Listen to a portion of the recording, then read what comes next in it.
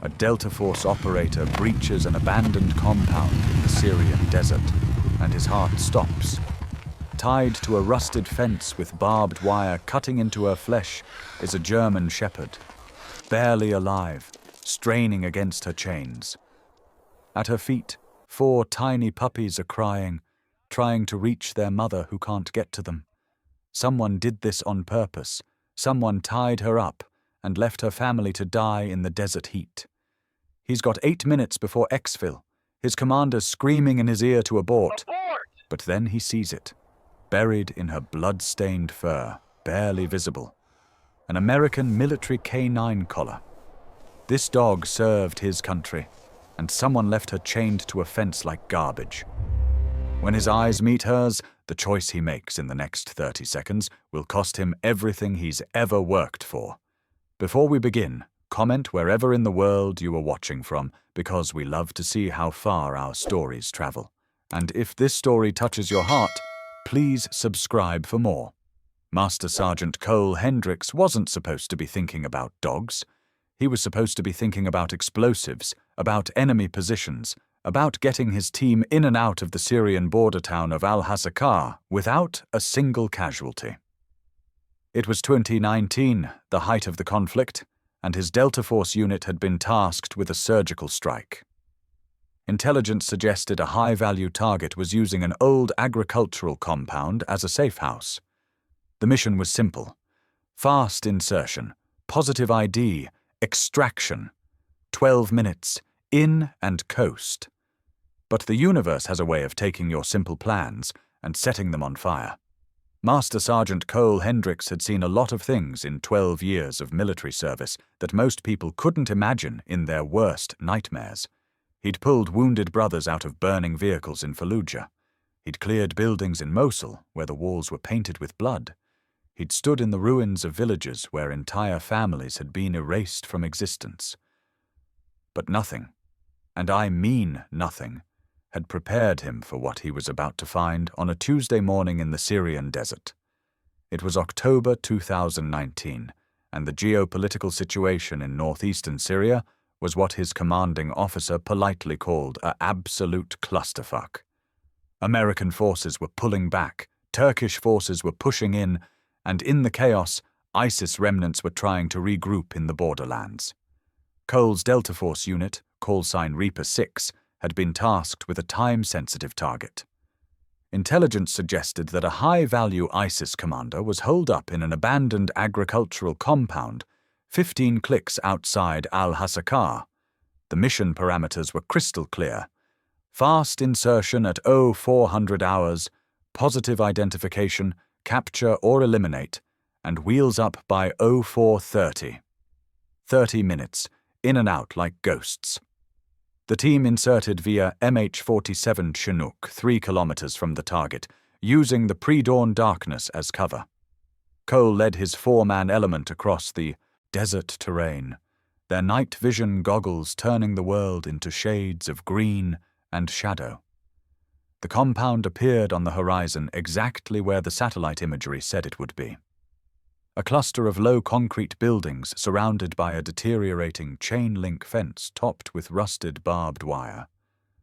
The kind of place that had been abandoned years ago when the war turned this region into a no-man's land. They stacked up at the perimeter, and that's when Cole noticed something the satellite images hadn't shown. Fresh tire tracks. Recent ones, maybe 2 or 3 days old. His gut tightened. Fresh tracks meant recent activity, which meant their intelligence was solid. The target was here, or had been here very recently. "Reaper 2, what's your thermal reading?" Cole whispered into his comms. Sergeant Marcus Webb, his second in command, was scanning the buildings through a thermal scope. "Negative on human signatures, Reaper 6. Buildings are cold. Wait, I'm getting something. Northeast corner, near the fence line. Small heat signature, low to the ground. Could be an animal." "Could be a dog," said Corporal Danny Ortiz, the team's breacher. "Locals use them as early warning systems. If it starts barking, we're compromised." Cole made the call. "We move on the main building first, fast and quiet. If that animal sounds off, we collapse the op and exfil immediately. Clear? 3 voices responded in unison. Clear.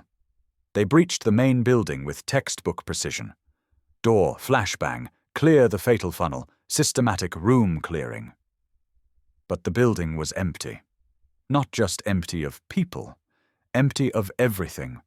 No furniture, no supplies, no weapons cache. Just concrete walls, broken windows, and the smell of decay.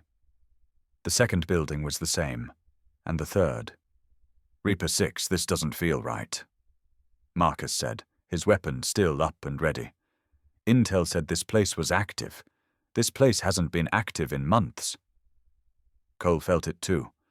That prickle on the back of his neck that every combat veteran learns to trust. Something was wrong, but they had a mission to complete, and that meant clearing every structure in the compound. There was one building left, a smaller outbuilding near that northeast corner where Marcus had spotted the heat signature. As they approached, Cole heard it. A sound that didn't belong in a war zone. A soft, high-pitched whimpering. Not one voice. Multiple voices. Puppies. He held up his fist and his team froze. They were 10 meters from the outbuilding when the smell hit him.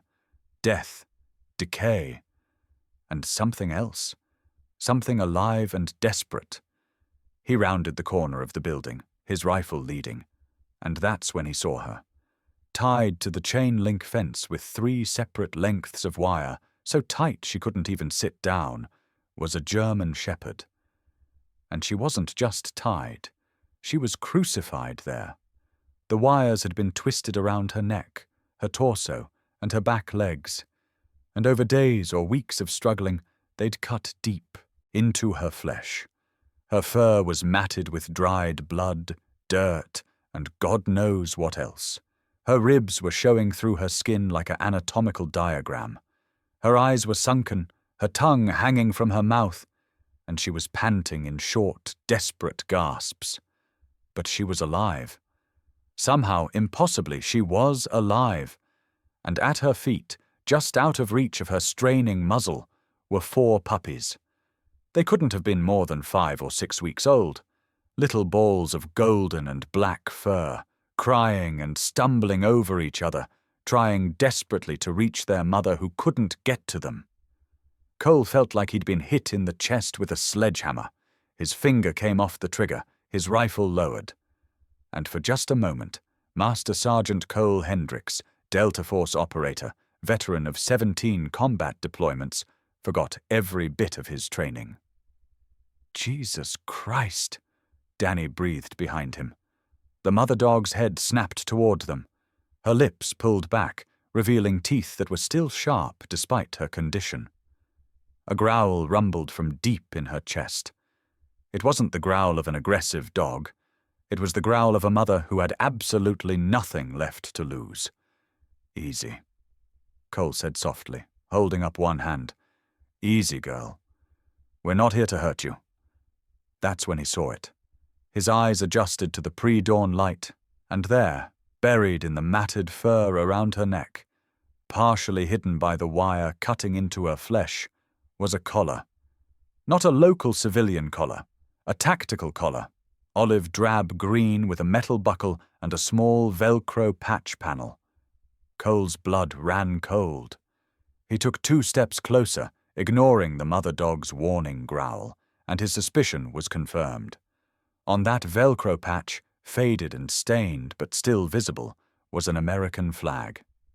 And beneath it, barely legible, were letters stamped into the collar itself.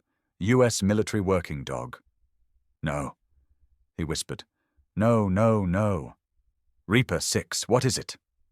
Marcus was beside him now, his weapon still up, scanning for threats. This dog is American, Cole said, his voice hollow. This is one of ours. Marcus leaned in, saw the collar, and cursed under his breath. How is that possible? There haven't been American K-9 units in this sector in over a year. But Cole was already putting the pieces together. When the US had pulled back from this region, it had been chaotic. Rushed. There had been stories, unconfirmed reports, that in the chaos of the withdrawal, some things had been left behind. Equipment, supplies, and according to whispers that were never officially confirmed, a handful of military working dogs whose handlers had been killed or whose units had been forced to evacuate so fast they couldn't take everything with them. The official line from command was that all canines had been accounted for. But standing here, looking at this dying dog with an American flag on her collar, Cole knew the official line was a lie. "Reaper 6, we've got 6 minutes until exfil," Marcus said quietly. "We need to move." Cole didn't move. He was staring at the mother dog, and she was staring back at him. Her growling had stopped. She was just looking at him with eyes that were too intelligent, too aware. She knew she was dying. She knew her puppies were dying. And she was begging him, without a sound, to do something. One of the puppies, the smallest one, stumbled forward and collapsed at Cole's feet. It was a little female, her fur a dusty gold color, and she was so weak she couldn't even lift her head. She just lay there in the dirt, her tiny sides heaving. Cole reached down and picked her up. She was burning with fever and light as a feather, dehydrated, starving. He could feel every bone in her tiny body. The mother dog's ears came forward and she whined. Not a growl, a whine, a plea. "We can't leave them," Cole said. There was a beat of silence. Then Marcus said very carefully, "Cole, brother, you know we can't take them. The regs are clear. No unauthorized personnel or animals on military transport. Command will never approve it." "Then we don't ask for approval. Reaper 6. Marcus's voice took on an edge. "Think about what you're saying. You're talking about violating a direct operational protocol. You're talking about compromising an exfil for a dog." 5 dogs. Danny corrected quietly.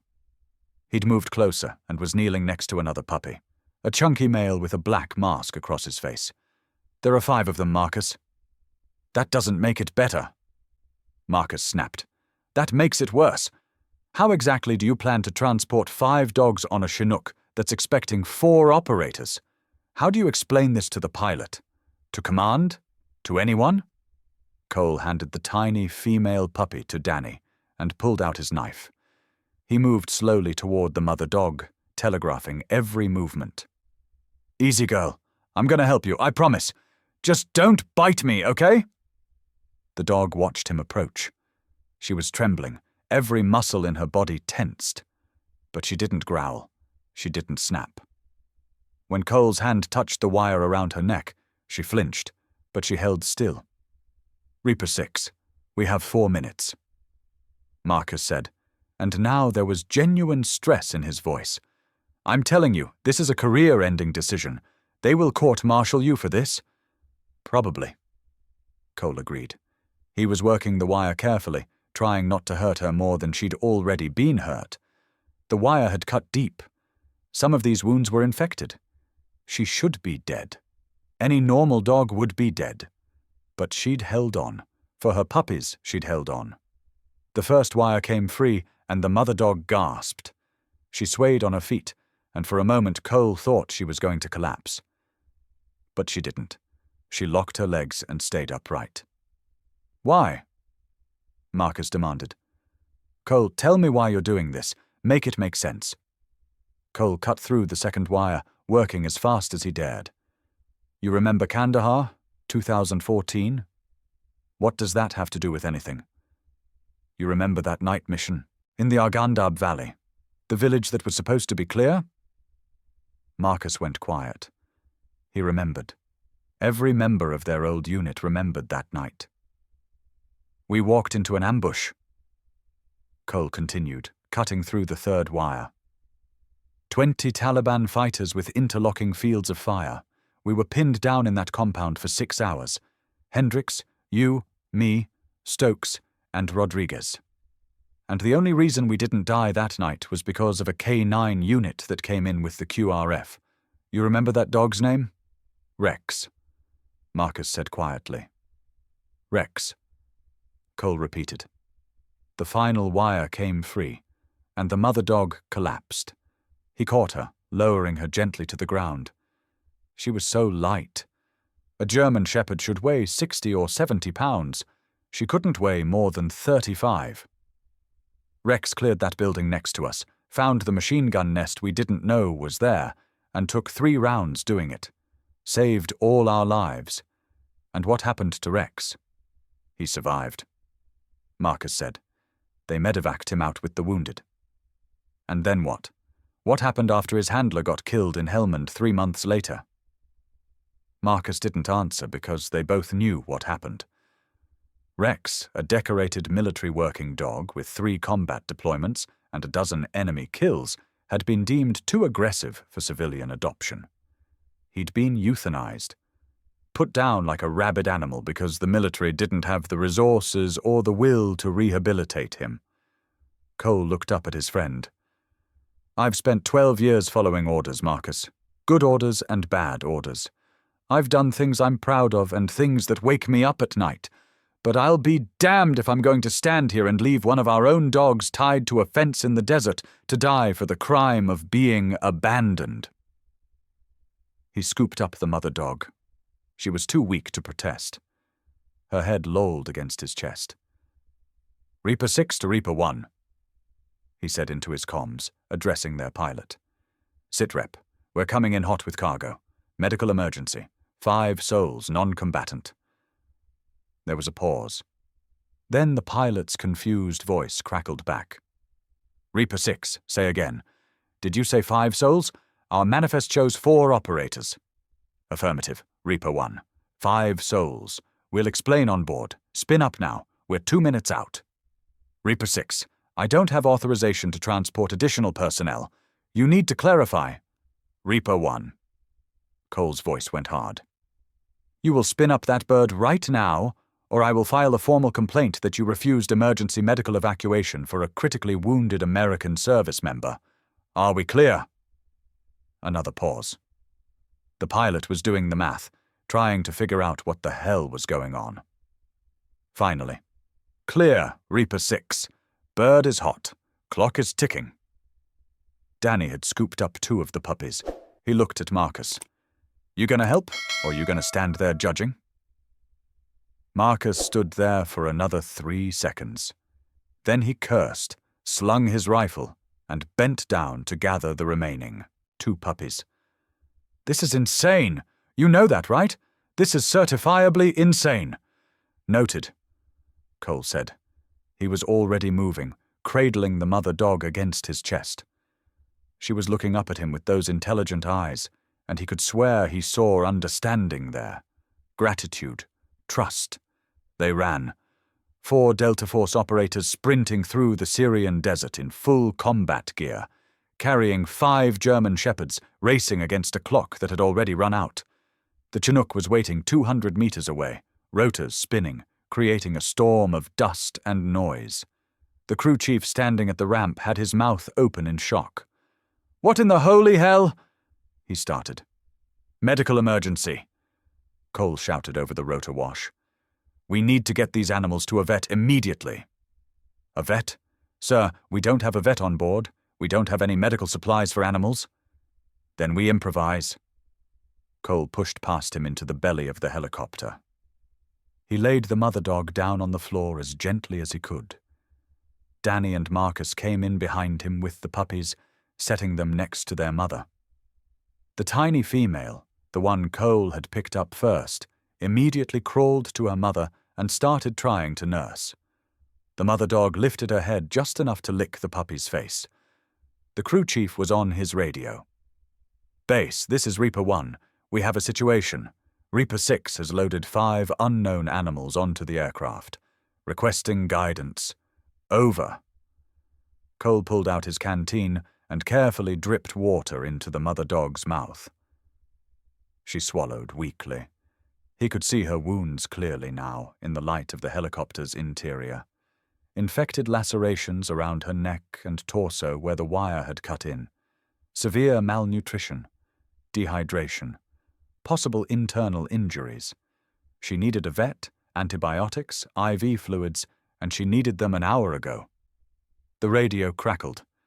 Reaper 1, stand by for command. Then a new voice, cold and sharp. Reaper 6. This is Overlord Actual. What is your status? Report. Cole recognized that voice. Colonel James Hardwick, their task force commander. A by-the-book officer who'd never met a regulation he didn't love. This was about to get ugly. Overlord Actual, Reaper 6. Target building was cold. No hostile contact. During site exploitation, we discovered a U.S. military working dog and 4 puppies in critical condition. I made the tactical decision to evacuate them for medical treatment. There was a very long silence. Then, say again, Reaper 6. Did you say a U.S. military working dog? Affirmative, sir. Dog is wearing an American tactical collar with U.S. military working dog designation. She's been tied to a fence and left for dead. She has severe injuries and will not survive without immediate medical intervention. Another silence. Cole could practically hear the wheels turning in Hardwick's head. This was a public relations nightmare. If a U.S. military dog had been left behind in the withdrawal and the media got hold of that story, heads would roll. But if Cole brought the dog back without authorization, that was also a massive problem. Reaper 6, stand by. They stood by. The Chinook sat on the ground, rotors spinning, burning fuel. The mother dog was fading.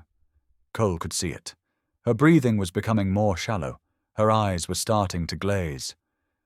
Come on, he whispered to her. Don't quit on me now. You held on this long. Just a little bit longer. One of the puppies, a stocky male with a dark sable coat, crawled into Cole's lap and looked up at him. The puppy couldn't have known what was happening, couldn't have understood the politics and regulations and career-ending decisions being made around him. He just knew that this human was warm and safe, and he curled up and went to sleep. The radio crackled.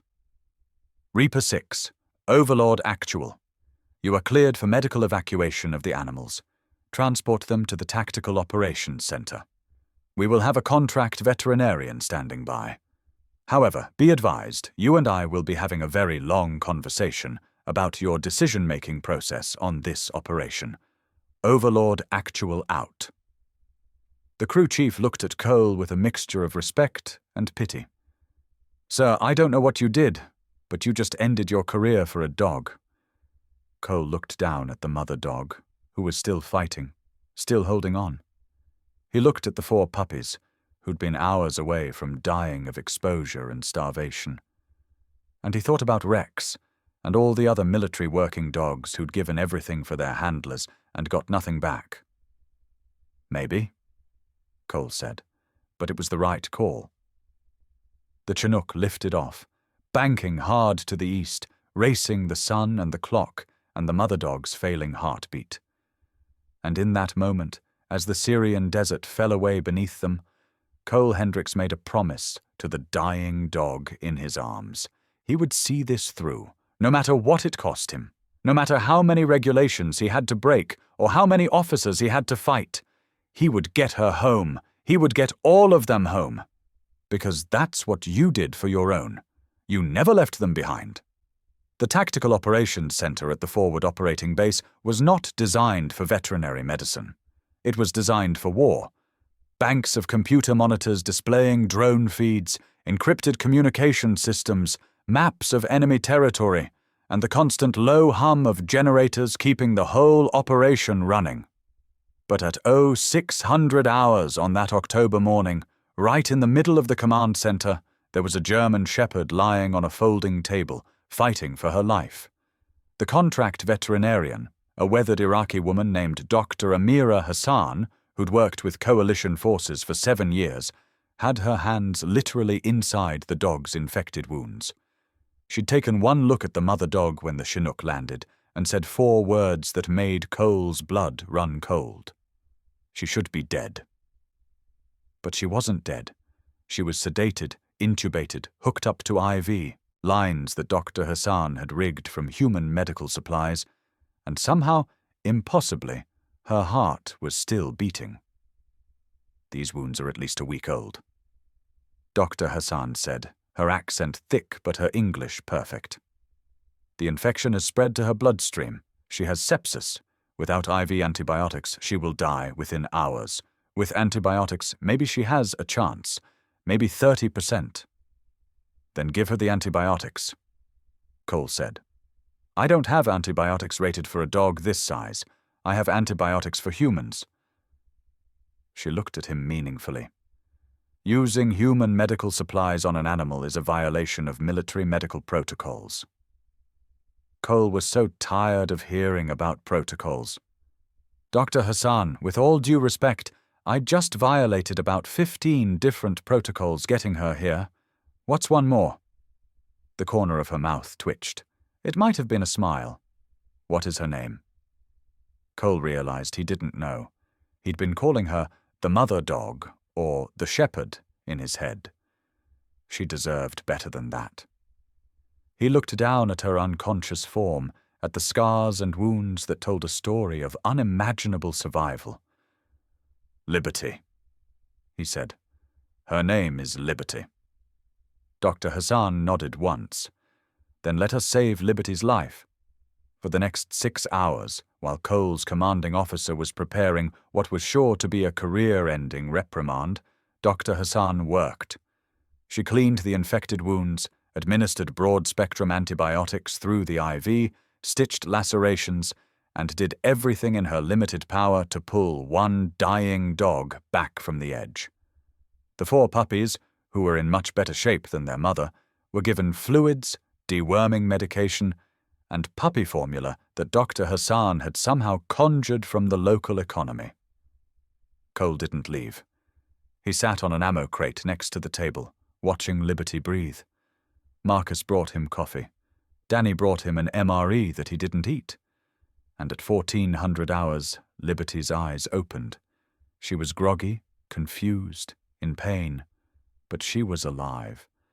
And the first thing she did, the very first thing, was lift her head and look for her puppies. Dr. Hassan, who'd seen everything in 7 years of war, had to wipe her eyes. She is a fighter, the vet said quietly. I have seen many military dogs. Many have the training, the discipline. But this one, she has something else. She has the will. Colonel Hardwick's summons came at 1600 hours. Cole walked into the colonel's office expecting to be relieved of duty. Possibly arrested. Definitely sent home in disgrace.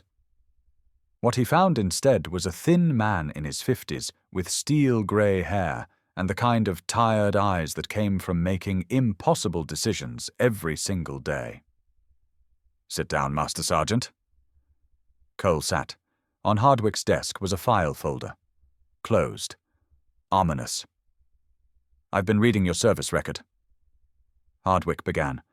12 years. 17 combat deployments, 2 Bronze Stars, 1 Silver Star, a Purple Heart. You're one of the best operators I've ever had the privilege to command. He paused, which makes what you did this morning even more baffling to me. Sir, if I could explain. Hardwick held up a hand. I pulled the archived records from the 2018 withdrawal from this sector. Do you know what I found? He opened the folder. I found a classified memo from the Department of Defense Inspector General. It details significant gaps in equipment accountability during the withdrawal. Among the items listed as potentially lost or abandoned were 3 military working dogs whose handlers were KIA in the final weeks of operations in this region. Cole's heart was pounding. Sir, are you saying... I'm saying that your Liberty, according to the serial number on her collar, which Dr. Hassan photographed, is a German Shepherd named K9 Liberty, service number W847, last assigned to Army Staff Sergeant David Reeves, who was killed by an IED on September 12th, 2008. She's been missing for over a year.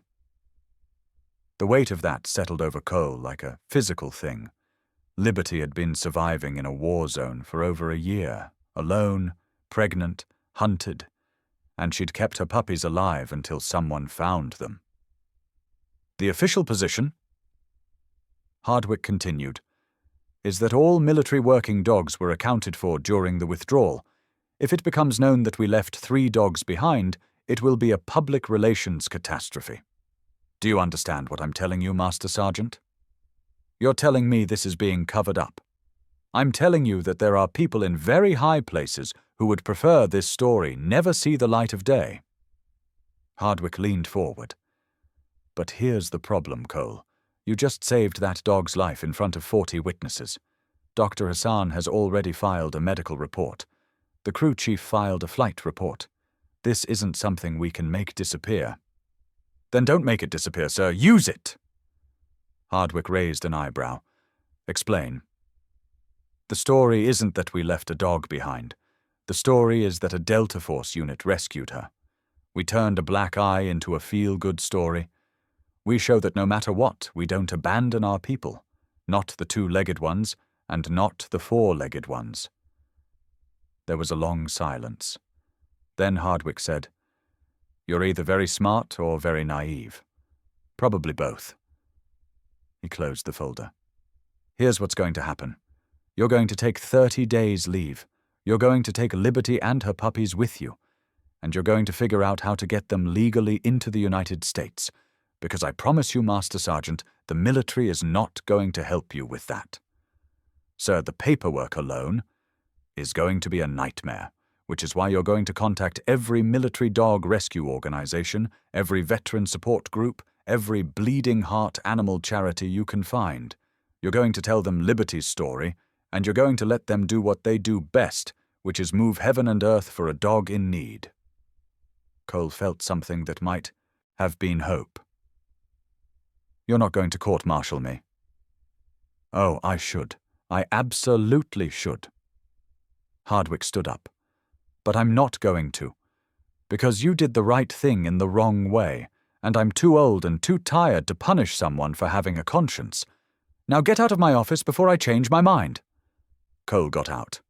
The next 4 months were the most frustrating, bureaucratic, paper-pushing months of Cole's life. And he'd spent time in the military, so that was saying something. Getting a dog from Syria into the United States wasn't a simple matter of putting her on a plane. It required health certificates, vaccination records, import permits, breed-specific documentation, and about 17 other forms that seemed designed specifically to make the process impossible. But Cole had something the bureaucrats didn't count on. He had a story. And he had the internet. He reached out to an organization called Paws of War, a non-profit that specialized in reuniting military working dogs with their handlers or finding them homes with veterans. He told them Liberty's story. Within 24 hours, they'd posted it on their social media. Within 48 hours, it had gone viral. Within a week, major news outlets were calling. The story hit every emotional button. A heroic military dog abandoned in a war zone. A mother fighting to keep her puppies alive. A Special Forces soldier risking his career to save them. America ate it up.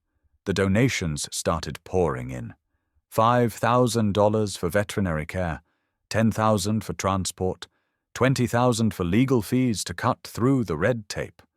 But the real breakthrough came from an unexpected source. A retired Marine Corps general named Sarah Vickers, who'd spent her career working with K-9 units, saw the story and made a phone call. One phone call to the right person at the Department of Agriculture, and suddenly forms that had been pending review for weeks were approved overnight. "I spent 30 years in the Corps," General Vickers told Cole over a satellite phone, "and I'll be damned if we're going to leave one of our own behind because of paperwork." Liberty and her puppies spent 3 months in a quarantine facility in Germany. It was required by law, a cooling-off period to ensure they weren't carrying any diseases. Cole visited them twice during that time, using his leave days and his own money to fly commercial from North Carolina to Ramstein Air Base. Each time, Liberty remembered him. Each time, her tail wagged. The puppies, who'd been tiny, helpless things in the Syrian desert, were growing into gangly adolescents. The little female that Cole had picked up first, the one who'd collapsed at his feet, had been named Faith by the shelter staff. The stocky, dark male who'd fallen asleep in Cole's lap was named Courage. The other two, a graceful female and an energetic male, were named Hope and Valor. Liberty, faith, courage, hope, and valor.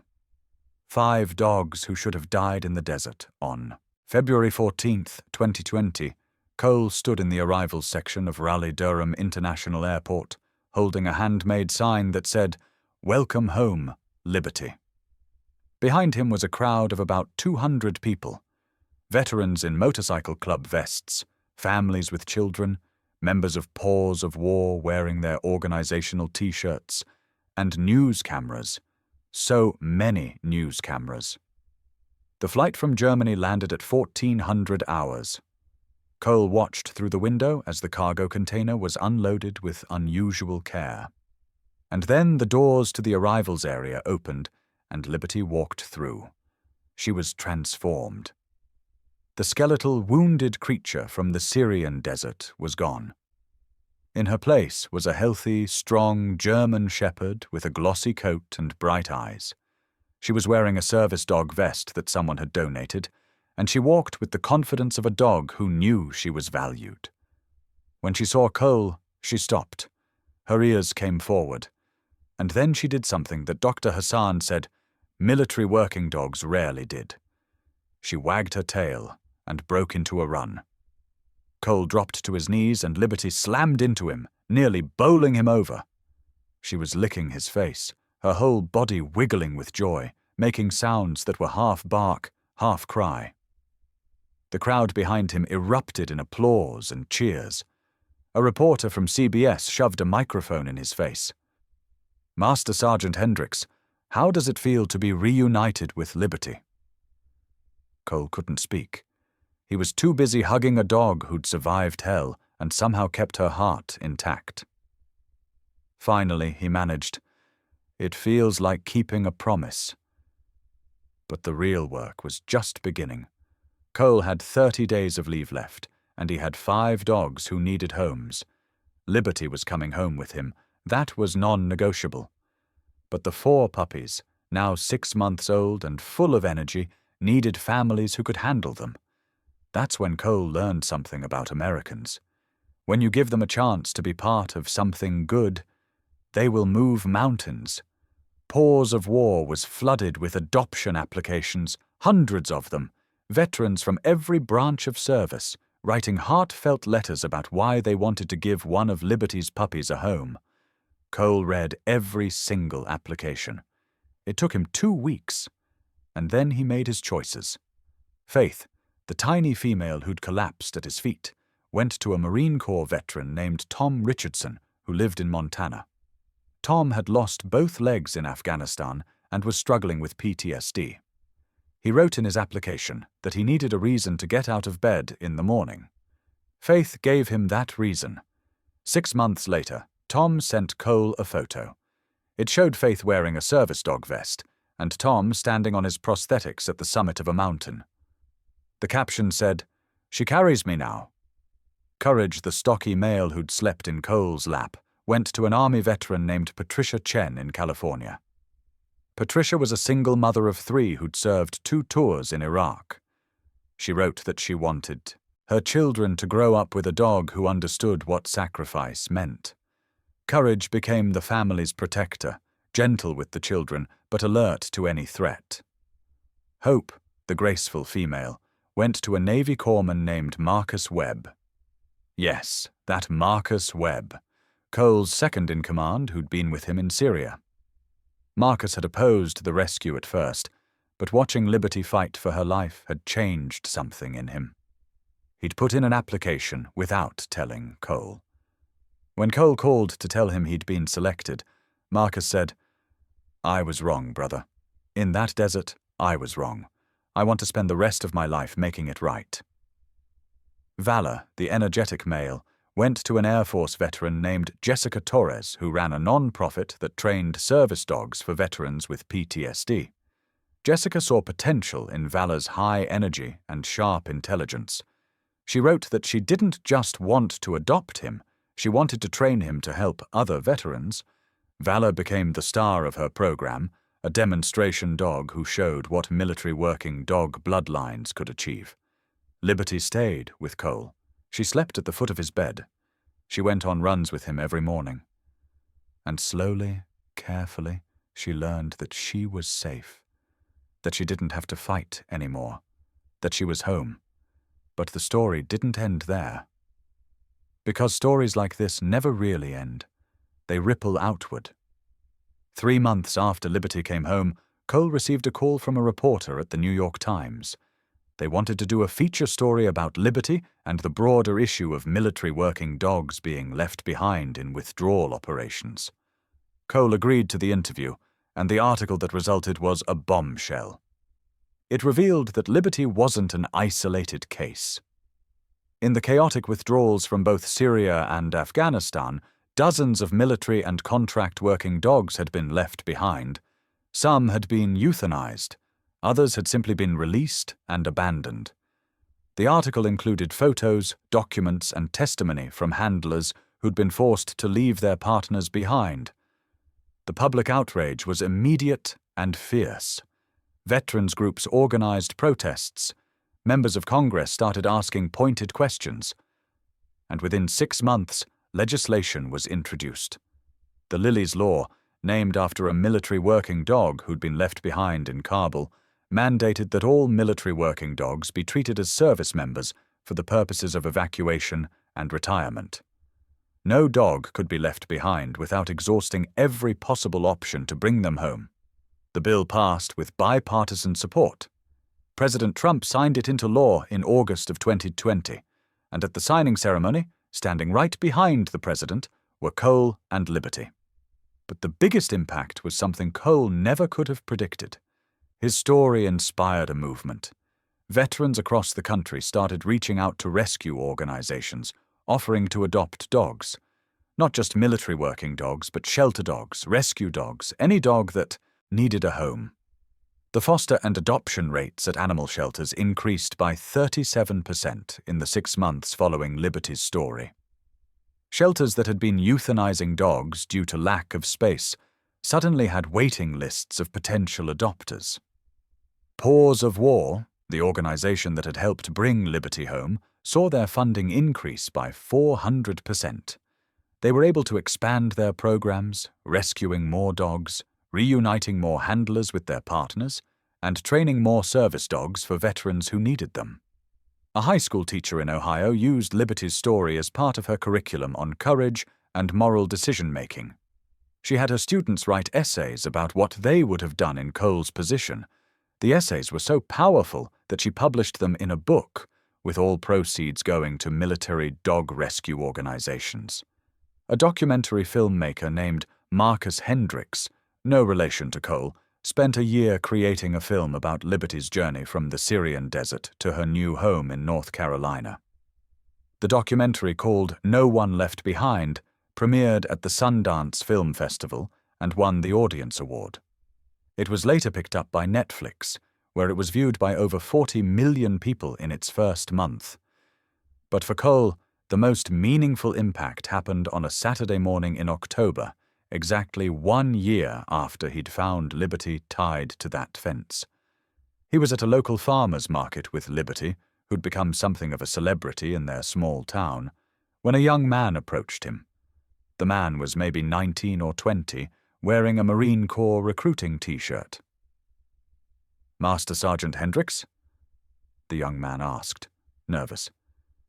"I'm sorry to bother you, but I had to tell you something. My name is David Reeves, Jr. My father was Staff Sergeant David Reeves. He was Liberty's handler." Cole felt like the ground had shifted under his feet. "Your father?" "Yes, sir. He died in Syria when I was 16. And for the last 2 years, I've been angry. Angry at the military for getting him killed. Angry at the world. I was going down a bad path, sir. Drugs, fights, petty crime. I was throwing my life away." He paused, his eyes getting wet. "And then I saw your story on the news. I saw that my dad's dog was alive, that you'd saved her, that she'd survived and had puppies, and that those puppies were helping other veterans."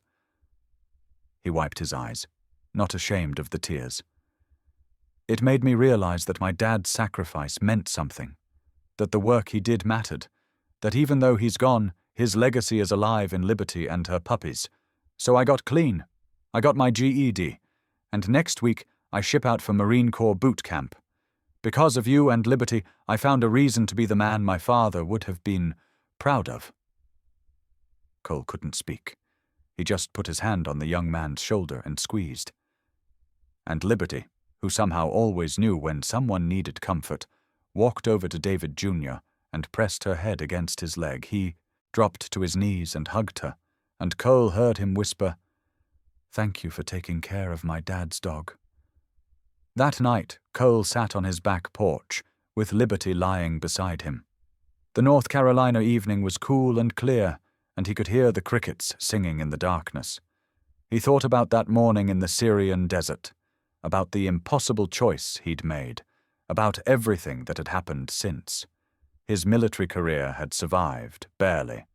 He'd been given a formal reprimand that would probably prevent him from ever making Sergeant Major, but he was still in Delta Force, still operational. His commanding officers had decided that a soldier who'd break the rules to save a life was exactly the kind of soldier they wanted when things went bad. But more than that, he'd learned something about himself. He'd spent 12 years being a weapon, being a tool of policy, following orders and executing missions. And it had been important work, necessary work. But in that compound, looking at a dying dog and her helpless puppies, he'd been given a choice between the mission and his humanity. And he'd chosen his humanity. And it had changed everything. Liberty shifted beside him, resting her head on his leg. He scratched behind her ears, and she sighed contentedly. She'd given birth to 4 puppies in the worst circumstances imaginable, and she'd kept them alive through sheer force of will. And now those 4 puppies were out there in the world, making it better. Faith was helping a wounded warrior climb mountains. Courage was protecting a family. Hope was giving Marcus a second chance at getting it right. And Valor was training to help other veterans heal. 5 dogs, 1 impossible rescue, and a ripple effect that had changed laws, inspired thousands, and saved countless lives. Cole's phone buzzed. It was a text from Marcus. The message was simple. "Hope just got certified as an official service dog. She's mine forever now. Thank you, brother." Cole smiled and typed back, "You earned her. We all earned each other." He put his phone away and looked up at the stars. Somewhere out there, Staff Sergeant David Reeves was watching.